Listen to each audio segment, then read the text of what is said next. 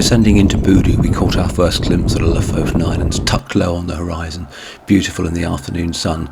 But by the time we actually got to them on the ferry, cloud was spilling over and romping down to the coast.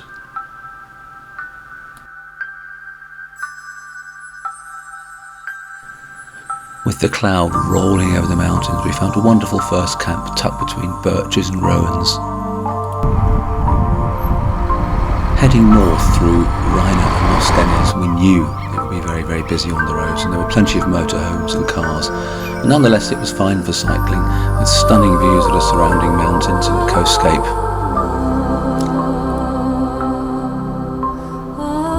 Despite the severity of the terrain inland, the road undulated gently beside the sea, and we were afforded wonderful views of the terrain as we searched out a camp for night 2 towards the north of the island. So looking for our camp 2 in the Lofoten. And what a fantastic spot we found, on a tufty knoll just above a tidal lagoon with tremendous views.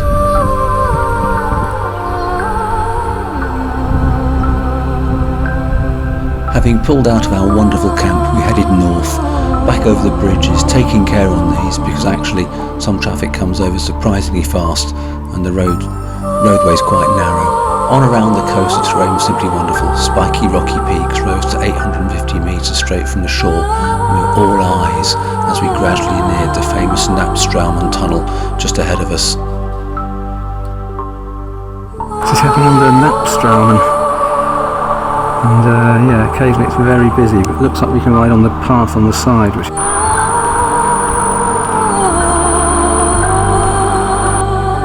Once through the tunnel, which Trish hated, we headed north, bound for a coastal camp on the shore near Cavalnes. It was a truly wonderful spot with stunning views in all directions, as you can see here. The minor roads are delightfully quiet, just 1 or 2 cars every few hours, but once you get back on one of the main roads, sometimes the traffic can be busy.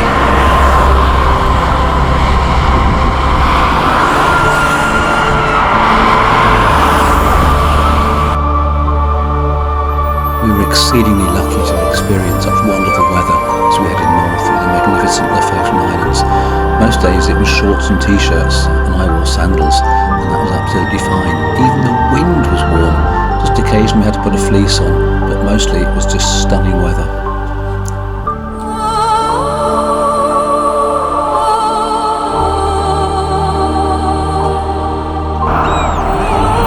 Well, that's the Hurtigruten ferry, which we'll be catching back from near the North Cape. And we're now heading over this bridge. We just hope there's a bike lane. The bridges could be a bit of a cycling issue. Stay on the road and hold the traffic up, or go on the side on a very rough little path.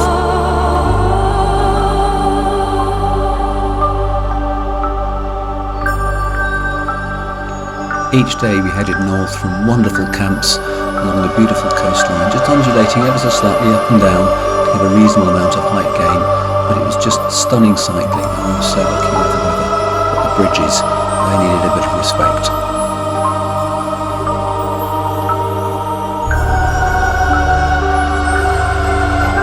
Heading north from Andoya, we experienced wonderful conditions. Beautiful weather, mostly flat terrain, just a slight tailwind to push us along, and of course the scenery was as lovely as ever. And here we are leaving our camp at the north end of the island, just near a place called Stave.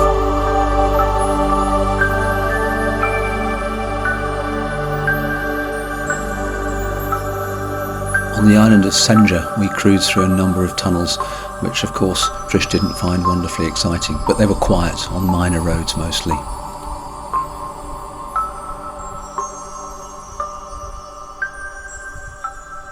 Supremely quiet minor roads took us along the shores towards Tromsø, where Trish's bike started making a horrible noise from the back wheel, and luckily we were able to buy a new one in town.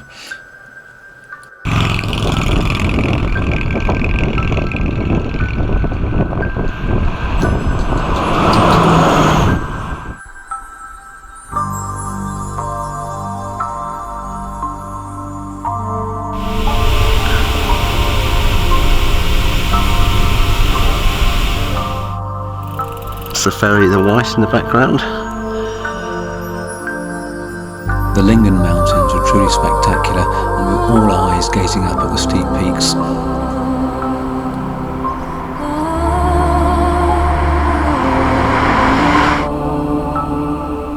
We arrived at our camp here at Sortstraumen, atop a World War II German observation post, in a bit of a grey and miserable day.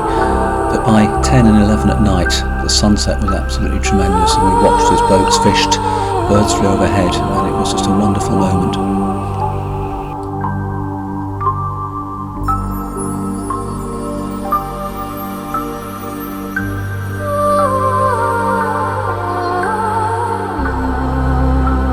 We were now on the main E6 highway, which got very busy later in the day, so we made some pretty early starts to avoid the traffic. Yeah, we weren't expecting this. The road is completely, well, broken by this landslide here, and there's a way around the bushes, thankfully. Which was of course quite steep and quite awkward. Before reaching Alta, we stopped for a couple of days to head up the peak of Heldi. Again, we were very lucky with the weather, and we strode up the 900-metre peak in hot sun, mostly in shorts and t-shirts, enjoying the views. As a youngster, I read a book about a researcher who set up a laboratory up here to study the Northern Lights.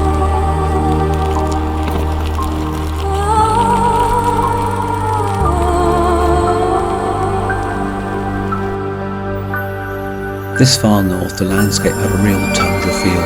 Huge, wide vistas on either side, and the wind sailing across. Luckily, it was at our backs most of the time as we headed north. Sometimes the road a great line in the landscape which we were attempting to cross. As well, pushing me slightly downhill, it's over 20 miles an hour.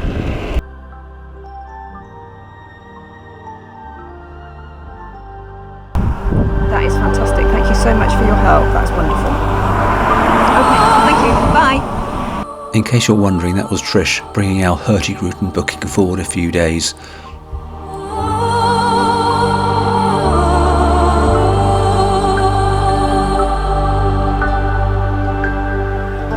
were now on the last 50 miles as we threaded our way along the shores of Revsbosn, enjoying the lovely riding, the more open terrain, lovely actually after being in trees for so much of the ride earlier.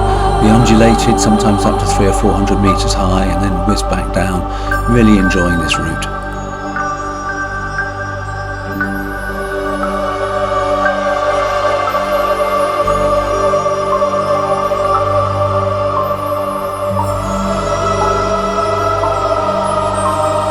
And we had yet more perfect weather, hot sun and a terrific wind on our backs, which is pretty rare. It was literally right on our backs, pushing us towards Havøysund and the end of our tour after 750 wonderful miles.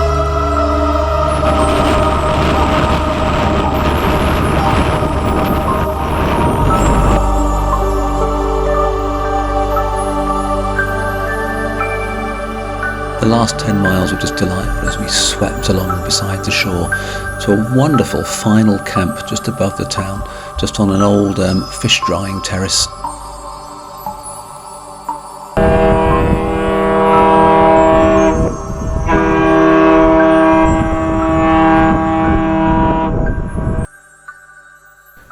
We enjoyed heading south on the Hurtigruten ferry, often overlooking the very route we'd cycled, but it felt very lazy. There was almost no exercise at all, and most people just seemed to sit around doing nothing much other than looking at the lovely views here of Trollfjorden.